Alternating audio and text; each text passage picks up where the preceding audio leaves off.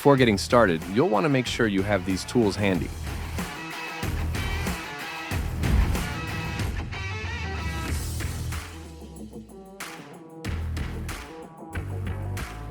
Check the crate for any damage caused by vibration or impact during transportation.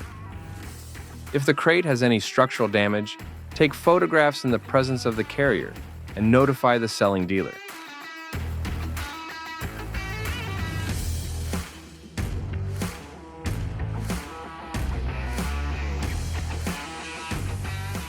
Remove all additional hardware that comes with the motor from the crate.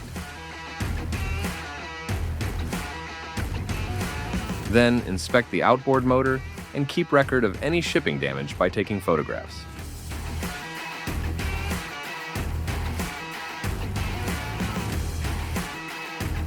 Next, establish the center of the transom by measuring from gunnel to gunnel. Make a mark on the transom face at exactly half of this measurement. Next, measure across the transom from strake to strake, and make a second mark on the transom face at exactly half of this measurement to establish the center line of the transom. Keeping the motor upright, lift it from the crate and place carefully on the boat transom. To transport when not in use, position the tiller handle straight up, then gently lay the motor port side down. When the motor is lowered onto the transom, the anti-cavitation plate should be between 0 to 1 inch below the bottom of the boat.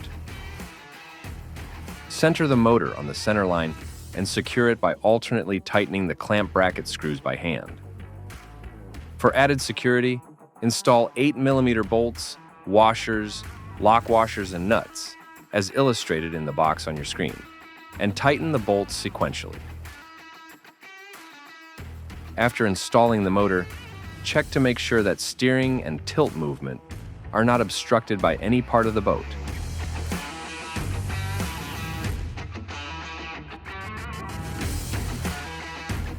Now, add engine oil by first removing the cowling. Then, remove the yellow engine oil filler cap and insert a funnel to prevent spillage. Suzuki recommends that you use X-Star, Suzuki Marine 4-cycle engine oil or equivalent.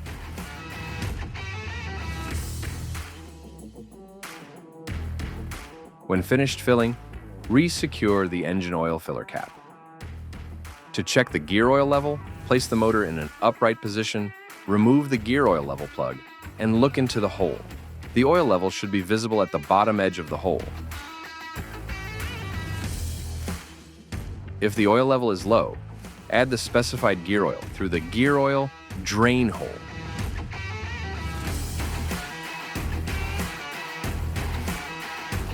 Fill with gear oil until oil starts to overflow from the oil level hole above.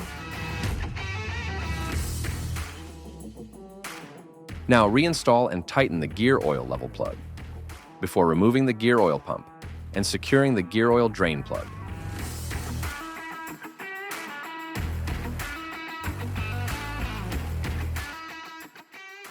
Suzuki highly recommends that you use ethanol-free unleaded gasoline whenever possible, with a minimum pump octane rating of 87.